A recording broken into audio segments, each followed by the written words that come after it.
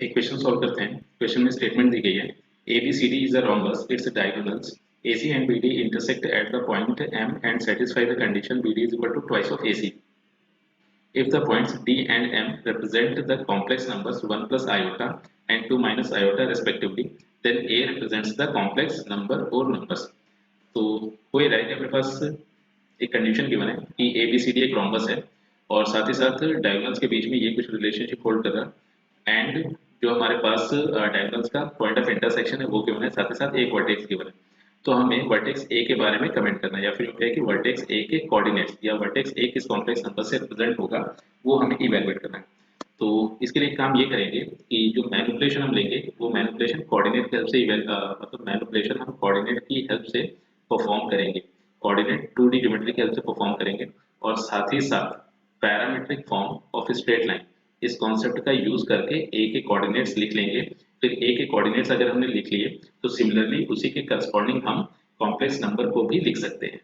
तो एक काम ये किया, इसको कह दिया ए बी सी डी, तो ये अपने पास चार वर्टेक्स हो गए एंड ये अपने पास आ गया एम एंड डी के कोऑर्डिनेट्स अपने पास गिवन थे डी 1 प्लस आयोटा गिवन था, यानी कि डी के कोऑर्डिनेट्स हो गए 1,1 and M complex number given था 2 माइनस आयोटा, तो एम के कोऑर्डिनेट्स हो गए 2 माइनस 1।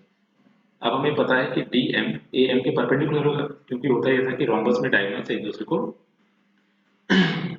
दूसरे को 90 डिग्री एंगल पर बाइसेक्ट करते थे। तो यहाँ पर मैं ये कंडीशन गिवन है कि A M is perpendicular to D M. तो अगर हमारे पास डी एम स्ट्रेट लाइन की स्लोप पता है तो हम ए एम लाइन की स्लोप लिख सकते हैं। तो एक काम ही किया, यहाँ पर डी एम इस स्ट्रेट लाइन की स्लोप लिख लेते हैं। तो यहाँ से अपने पास हो गया 1 माइनस माइनस 1, तो ये बन गया 2, डिवीजन में आ गया 1 माइनस 2, ये बन गया माइनस 1। तो इस लाइन की स्लोप मिल गई -2। तो अब अगर हम ए एम लाइन की स्लोप लिखें तो ए एम की स्लोप यहाँ से अपने को मिल गई है 1/2। अब ए एम की स्लोप 1/2 मिलने का मतलब ये है कि अगर हम एक राइट एंगल ट्राइंगल फॉर्म करें जिसका ये एंगल थीटा है, तो यानी कि ये लेंथ 1 आ गई अपने पास, ये लेंथ अपने पास 2 आ गई, तो हाइपोटेनस यहाँ पर हो जाएगा 5। तो अब इस ट्राइंगल के corresponding sine theta and cos theta लिख लेते हैं। तो साइन थीटा की वैल्यू होगी 1/√5, सिमिलरली कॉस थीटा की वैल्यू यहाँ से अपने पास होगी 2/√5। तो अब अगर हम यहाँ से देखें तो हमारे पास इस स्ट्रेट लाइन के corresponding sine theta and cos theta मिल चुका है। तो अब अगर हम पैरामीट्रिक कोऑर्डिनेट्स की बात करें, फॉर एग्जांपल अपने पास ये पॉइंट P गिवन है जिसके कोऑर्डिनेट्स x1, y1 है और साथ ही साथ इस स्ट्रेट लाइन की स्लोप हमें पता है जिसके करस्पॉन्डिंग हमें कोसाइन है या फिर यूँ कहें कि cos phi and sine phi की वैल्यू पता है।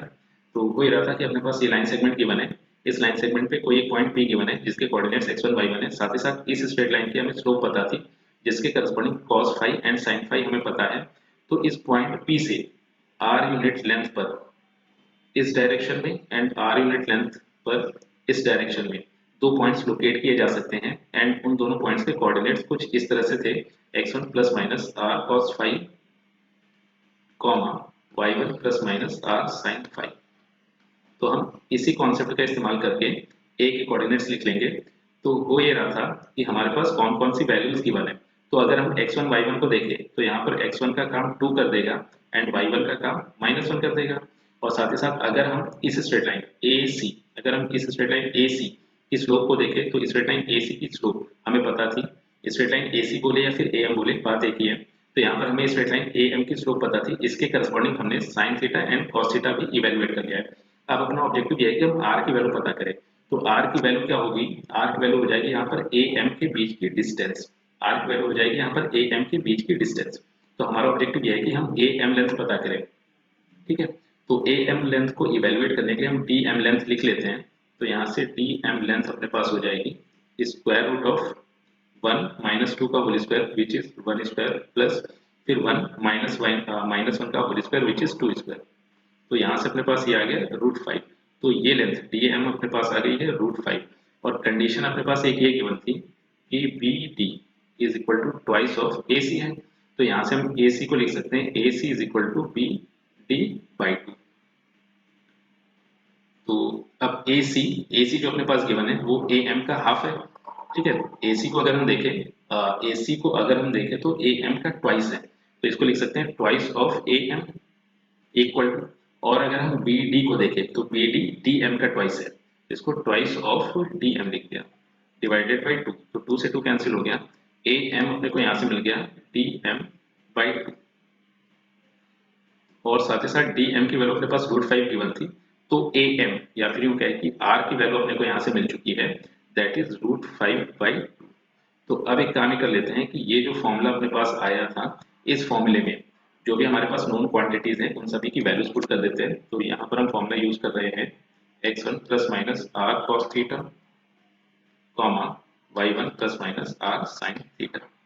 तो अपने पास x1 की वैल्यू 2 गिवन थी, प्लस माइनस आर की वैल्यू है √5/2 एंड कॉस थीटा अपने पास था 2/√5, तो ये हो गया इंटू 2/√5 कॉमा y1 की वैल्यू थी -1 प्लस माइनस आर की वैल्यू थी √5/2 एंड साइन थीटा की वैल्यू यहाँ पर गिवन थी 1/√5।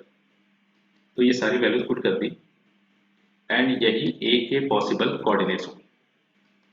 ठीक है, तो इसको सिंप्लीफाई करते हैं, तो 2 से 2 कैंसिल, √5 से √5 कैंसिल, ये हो गया 2 प्लस -1 कॉमा ये हो गया -1, √5 से √5 कैंसिल, तो प्लस -1/2।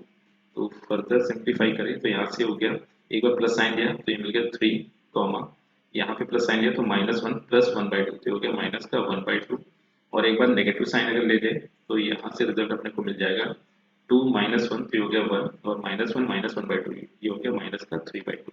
तो इसके करस्पॉन्डिंग कॉम्प्लेक्स नंबर आ गया 3 माइनस 1/2 आयोटा, इसके करस्पॉन्डिंग कॉम्प्लेक्स नंबर आ गया 1 माइनस 3/2 आयोटा। तो यही इस क्वेश्चन का फाइनल आंसर है।